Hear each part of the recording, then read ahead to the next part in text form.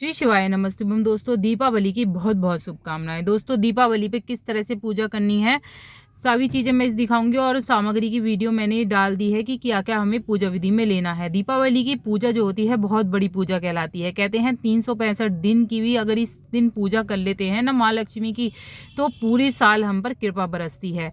तो किस तरह से ये पूजा करनी चाहिए सभी इस वीडियो के अंदर है। आप अच्छे से देखिएगा, समझिएगा क्या क्या हमें पूजा में रखना है और क्या क्या नहीं रखना है।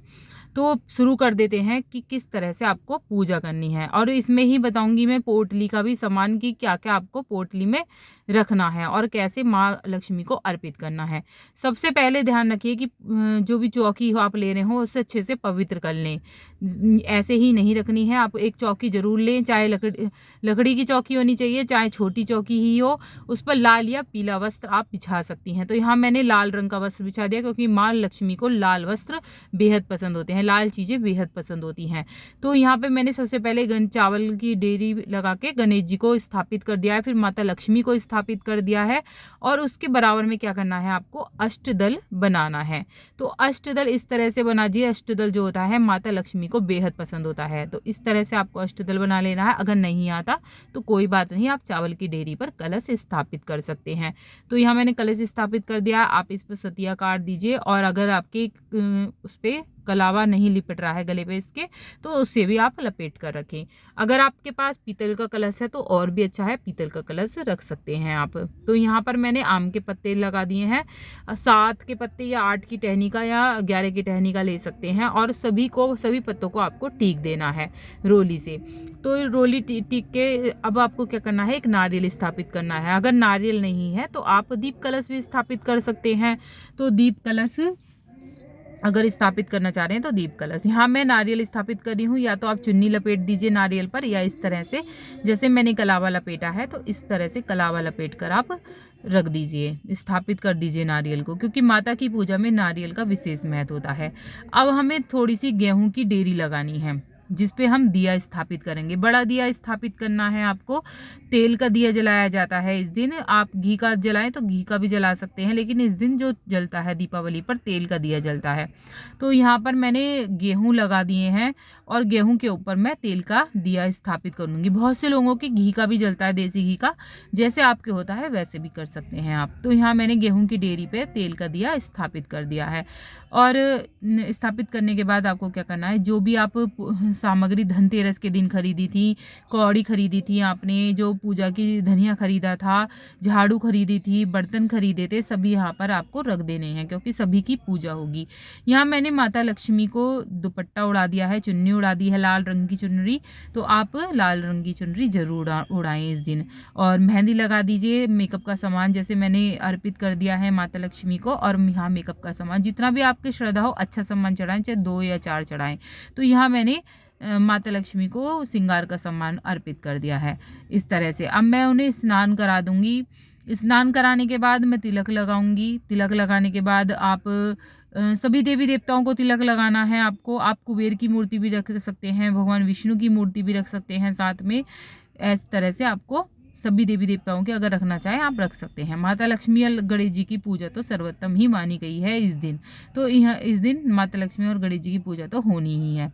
और इस तरह से दिया, जो भी हमने दिया लगाया है उसको भी हमने पूज लिया है, टीक लिया है। अब वस्त्र के तौर पे आपको क्या करना है, जो भी कलावा है आपके पास वस्त्र के तौर पे अर्पित करना है कलावा।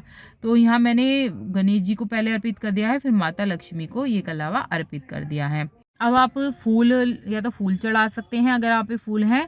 इस दिन कमल का फूल चढ़ाने का विशेष महत्व है। तो कमल का फूल बहुत ही मुश्किल से मिलता है, तो गुलाब का फूल भी आप चढ़ा सकते हैं। तो यहाँ मेरे पास गेंदे के फूल थे, मैंने गेंदे के फूल चढ़ा दिए हैं। गणेश जी को दुर्वा अर्पित कर दी है मैंने, और जनेऊ अर्पित कर दिया है। इसके बाद जो भी मिठाई थी मेरे पास वो मैंने अर्पित कर दी है। और जो पंचमेवा है वो जरूर चढ़ानी है, पंचमेवा।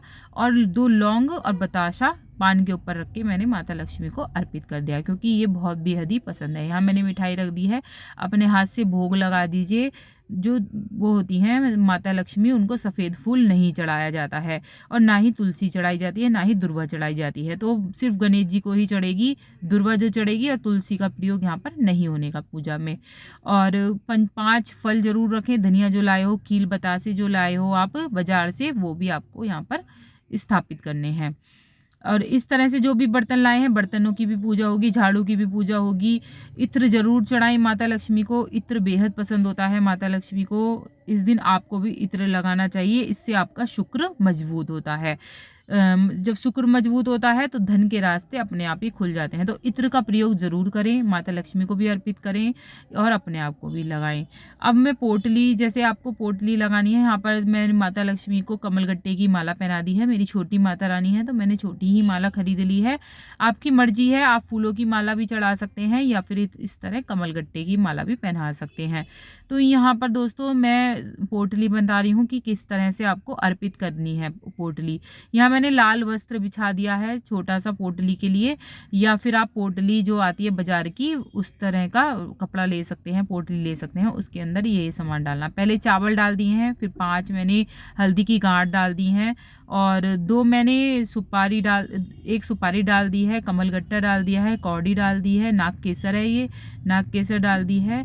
इसके अलावा दोस्तों एक सिक्का मैंने डाल दिया है, धनिया मैंने डाल दिया है थोड़ा सा।